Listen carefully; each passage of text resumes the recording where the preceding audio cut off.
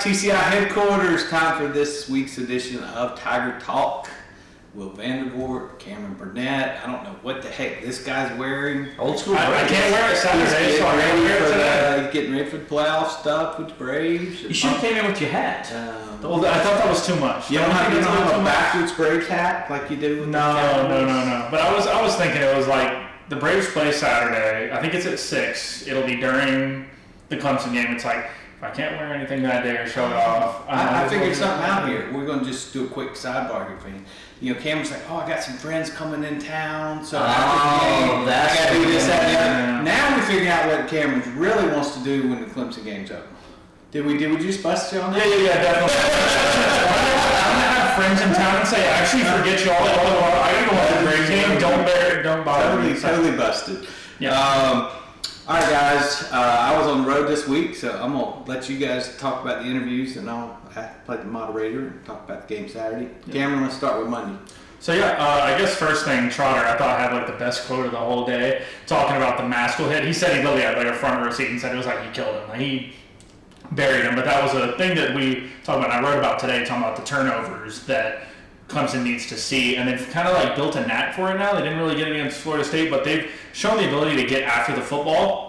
That's something they need to do this week. Last week, if I'm not mistaken, Wake Forest had 5 turnovers. That's correct. And that's something that they can take good advantage of. If Georgia Tech can cause 5, I think they can get right around the number. Obviously, a lot of that can be self-inflicted, but Clemson can turn that around. And then we got a surprise on Monday. We were sitting there waiting for Trotter, and they're like, hey, you want to go talk to Clay Sweeney? We're like, okay, why not?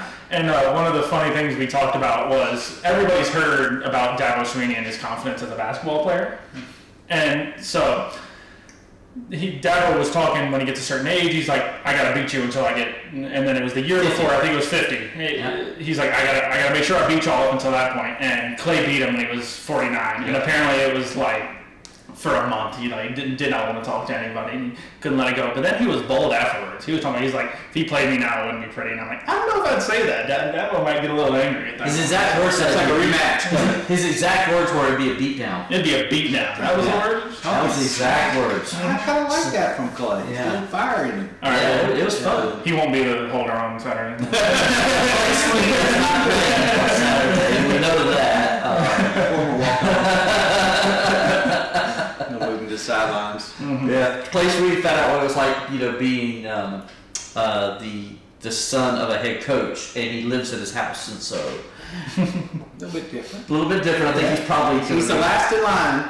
Yeah. Finally. All right, Will. Dabo yesterday. What was some of the keys you heard from Dabo?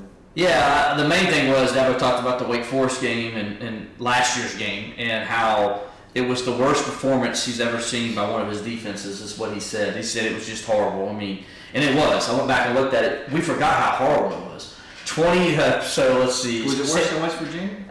It could have been. Sam Hartman was 21 of 29 for 337 yards and 6 touchdowns. Now, that's bad already, right? Well, let's add to the fact Clemson was penalized 10 times for 120-something yards.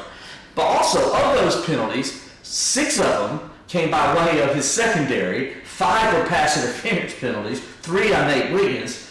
2 were on Toriano Pride. 1 was a pass interference penalty. 1 was a personal foul penalty. They had the worst game. And then, 7 plays, passes over 20 yards. I mean, they had the worst week you can imagine for a secondary. And so that talked about how bad it was. It was just horrible to watch. And so he said that the best thing about it, though, that came out of it was it made those guys grow up. And he says the guy who grew up the most was Nate Wiggins. Because Nate, really, after that, he started taking things more serious. He said he got better with his attention to detail. He got better with his techniques. And now you're seeing the Nate Wiggins blossom from that horrible experience. And then I did point out in my story that I wrote earlier this week about that, as I pointed out at the very end, that let's not forget, though, as bad as it was Nate Wiggins that made the play of the game at the end that won the game for Clemson when it was all said and done. It was also a game where DJ actually played great. And Dabo talked about that. He said that was the best game, actually, the offense played the entire year. And he says thank goodness it came in that game because they needed everything the offense did.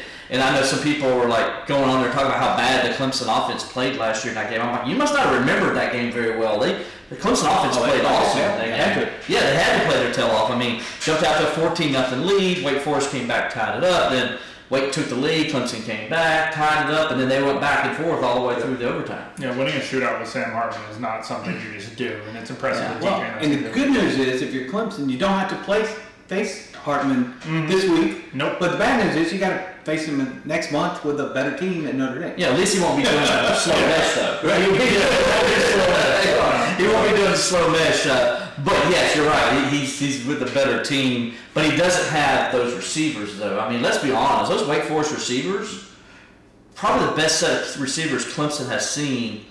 Not saying Ohio State in the last 3 years probably was that set of receivers. I think they were just so talented. And to go to your comments on the growth, and we saw Lucas continue his growth against Syracuse. He did, yeah. Florida State came in Death Valley with some pretty daggone good receivers.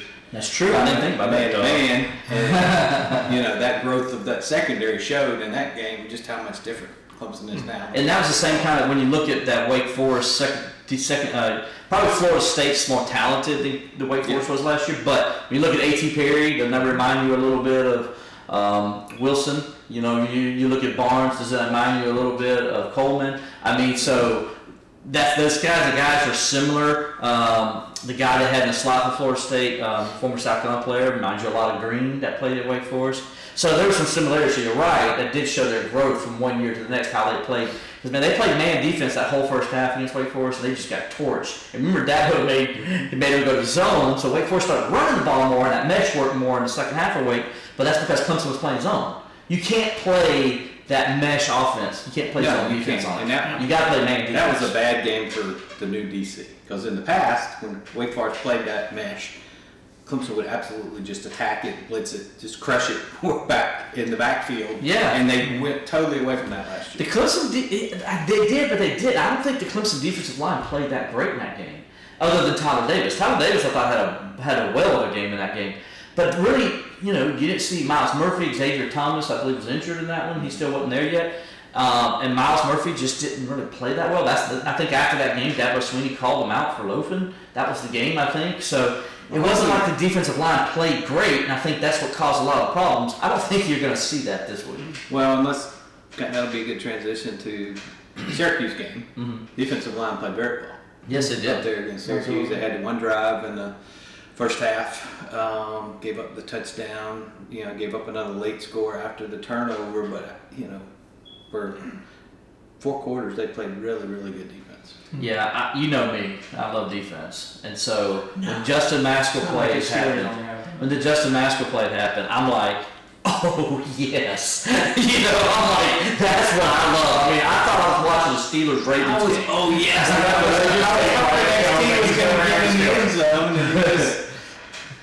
It was so awesome to watch that. And then the way they played, not just from that point, from that point forward, the way the defense played. Had that one bad drive there in the second quarter. They let them go down and get the touchdown. Give Syracuse some credit, though. I like the play call, and they did in there to kind of tap what Clemson was doing. But Wesley, he adjusted. And then after that, they didn't do anything. The only other score they got came off the turnover in a short field. So you give them credit. Without Wiggins, Lucas again continued his growth. Let's talk a little bit about Cade, who obviously continued his growth. Saw Cade getting off the bus, went up to somebody he knew, and he told him, "You know what I'm about to do."